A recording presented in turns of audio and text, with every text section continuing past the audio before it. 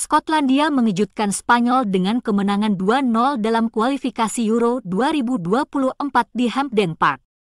Scott McTominay kembali menjadi pahlawan dan mencetak 2 gol.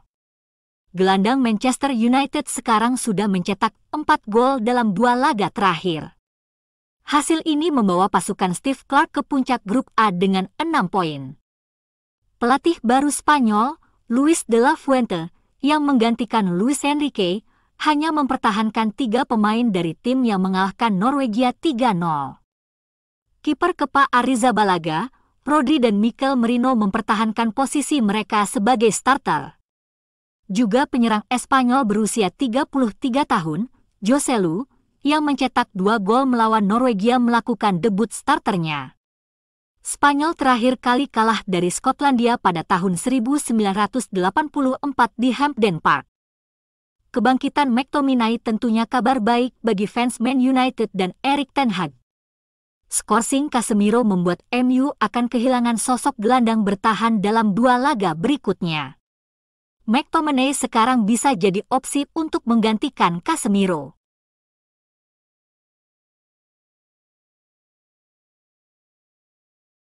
Fans Setan Merah tentunya tidak asing dengan Danny Welbeck, Jesse Lingard, Dean Henderson, dan David Beckham. Tetapi apakah Anda tahu apa persamaan dan perbedaan keempat mantan pemain Akademi Manchester United? Semua pemain ini pernah dipinjamkan sebelum masuk tim utama. Masa pinjaman tidak selalu mudah. Negatifnya, pemain berada di luar kendali klub. Butuh banyak faktor yang bisa membuat masa pinjaman menjadi berhasil. Faktor seperti menit bermain, budaya klub, performa dalam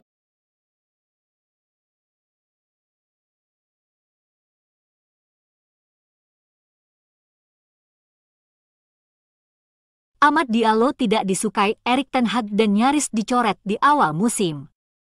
Penampilannya saat diberi kesempatan di tim utama dan masa pinjaman yang gagal di Glasgow Rangers musim lalu tidak memuaskan tim pelatih.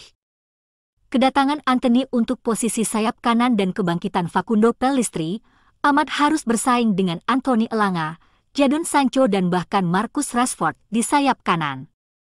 Langkah pinjaman menjadi pilihan terbaik baginya.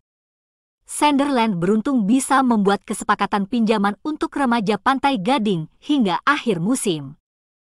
Klub itu baru saja dipromosikan dari League One ke Championship. Setelah awal yang mengecewakan, saat ini Amad menjadi andalan baru Sunderland. Sang manajer, Tony Mowbray, sukses menangani perkembangan sayap lincah ini. Ia menjadi semakin percaya diri, 9 gol dan 2 assist dalam 29 penampilan. Amad membawa klubnya 7 poin dari tempat playoff ke Premier League. Amad berkembang menjadi pemain berposisi nomor 10.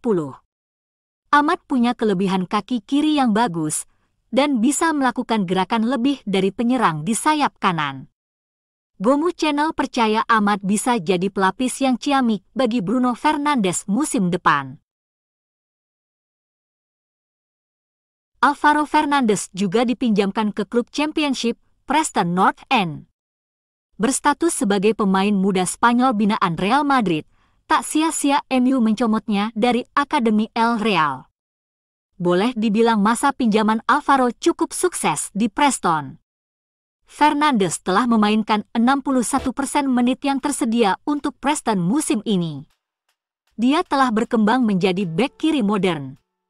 Alvaro memiliki kecepatan, recovery yang luar biasa, yang memungkinkannya berkontribusi baik dalam serangan maupun pertahanan. Gomu Channel melihat permainan Fernandes di Preston telah meningkat. Terutama ia kini banyak melakukan dribble yang mengecoh lawan, melakukan tackle agresif yang sempurna, dan peningkatan pemahaman taktik. Kami berpikir Alvaro belum dapat masuk tim utama Ten Hag musim depan, dengan sang gaffer masih memiliki Luke Shaw dan Tyler Malacia. Fernandes bisa memperpanjang masa pinjamannya di Preston musim depan, kecuali ada tim Liga Premier menawarkan posisi reguler. Hannibal Mejbri membuat para penggemar dan pelatih di Man United sumingrah saat menandatangani kontrak senilai 10 juta euro. Setelah memimpin tim United U23 saat berusia 17 tahun dan promosi ke tim utama, musim ini menjadi pengalaman pertama Maguire di tim utama. Dia menawarkan penampilan yang meyakinkan. Meskipun belum bersinar seperti Ahmad, Hannibal telah berkembang dalam kompetisi yang ketat. 1 gol dan 5 assist dalam 32 penampilan, serta berubah jadi sosok pemain tengah yang mengancam gawang lawan. Perubahan permainan dan peningkatan agresinya memang memberi dampak. Musim ini ia telah menerima 9 kartu kuning. Hannibal telah menjadi pemain reguler untuk klub yang berjuang di zona degradasi. Posisi ke-17 di klasemen, bagi Birmingham City, setiap pertandingan telah menjadi pertarungan hidup mati. Dengan pengalaman seperti itu, bisa mengubah karakter pemain muda yang dipinjamkan.